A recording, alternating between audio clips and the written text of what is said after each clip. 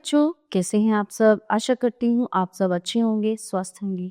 स्वागत है आपका इस कक्षा में। आइए आज हम पढ़ते हैं व्याकरण का पाठ 8 सर्वनाम। सर्वनाम होता क्या है? सर्वनाम होता है सबका नाम। ठीक है, तो जैसे मैंने आपको बताया था अभी पिछले अध्यायों में कि संज्ञा होती है ना, जो भी चीजें हैं, संज्ञा मतलब नाम किसी भी चीज का, चाहे कोई वस्तु है, क्या एक प्राणी है, व्यक्ति है, जगह है, तो उनका नाम होता है। अब जब हम उस जो है संज्ञा को नाम से ना बुलाकर सर्वनाम शब्दों द्वारा, जैसे मैं, आप, तुम, यह, वह, तीसरा, दूसरा, उसे, हम नाम ना लेके जब हम इन शब्दों से संबोधित करते हैं तो ये सर्वनाम होते हैं। ठीक है, अब देखिए इस चित्र में दर्शाया गया बालक रजत 5वीं कक्षा में पढ़ता है। वो एक बुद्धिमान बालक है, उसकी माँ अध्यापिका है तथा उसके पिता डॉक्टर है। वे उसे बहुत प्यार करते हैं। ठीक है, तो इन वाक्यों में रंगीन शब्द रजत के लिए प्रयोग किए गए हैं। बार बार रजत शब्द ना लिखना पड़े, इसलिए वह, उसकी, उसके, उसे शब्दों का प्रयोग किया गया है और ये शब्द सर्वनाम कहलाते हैं। सर्वजमा नाम यानी सबके लिए नाम। ये शब्द सभी के लिए प्रयोग किए जा सकते हैं। इनका प्रयोग करने से भाषा सुंदर और स्पष्ट हो जाती है। एक ही सर्वनाम शब्द अलग अलग व्यक्तियों या प्राणियों के लिए बोला या लिखा जा सकता है। जैसे अनिष्का मेरी बहन है, वो बहुत सुंदर है। नमन मेरा मित्र है, वो बहुत होशियार है। ठीक है, अब यहाँ पे लड़का और लड़की दोनों के लिए वह शब्द का प्रयोग किया गया है। तो इस प्रकार जो शब्द संज्ञा शब्दों के स्थान पर प्रयोग किए जाते हैं वे सर्वनाम कहलाते हैं। सर्वनाम शब्द स्त्रीलिंग तथा पुल्लिंग दोनों में समान रहते हैं। लड़का वह पढ़ रहा है, लड़की वह पढ़ रही।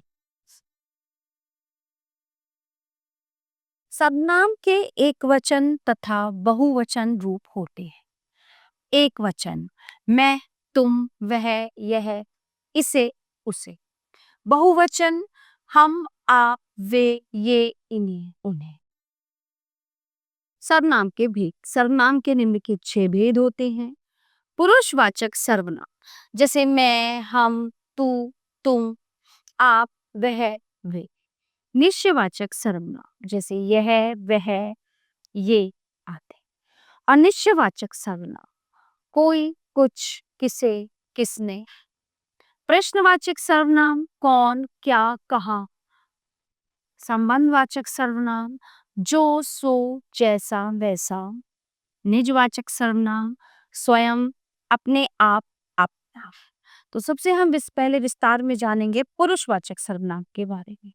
तो जो सर्वनाम शब्द बोलने वाले, सुनने वाले या किसी अन्य व्यक्ति के लिए प्रयोग किए जाते हैं वे पुरुषवाचक सर्वनाम कहलाते हैं।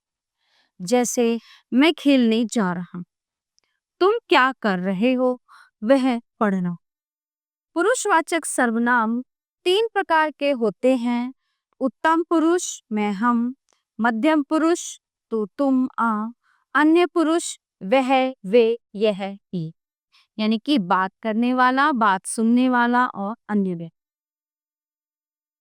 निश्चयवाचक सर्वनाम जो सर्वनाम शब्द किसी वस्तु या व्यक्ति की ओर निश्चित रूप से संकेत करते हैं वे निश्चयवाचक सर्वनाम कहलाते हैं। जैसे ये कोट अनिल का है, वह चाबी पापा के स्कूटर की है। ठीक है। अनिश्चयवाचक सर्वनाम जिस सर्वनाम शब्द से किसी निश्चित वस्तु या व्यक्ति का बोध नहीं होता वे अनिश्चयवाचक सर्वनाम कहलाते हैं। जैसे तुम्हें बाहर कोई बुला रहा है, तुम कुछ कह रहे थे। फिर है प्रश्नवाचक सर्वनाम जिस सर्वनाम शब्द से प्रश्न पूछा जाता है वे प्रश्नवाचक सर्वनाम कहलाते हैं। जैसे तुम मेरे लिए क्या लाए हो और बाहर कौन खड़ा है।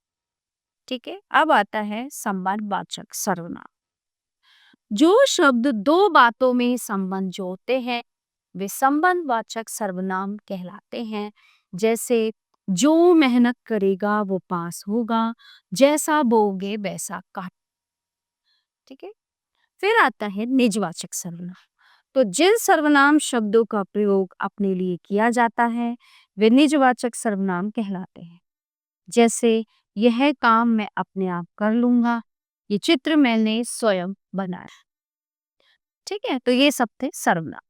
तो इस पाठ से हमने क्या जाना कि संज्ञा के स्थान पर प्रयोग किए जाने वाले शब्दों को सर्वनाम कहते हैं।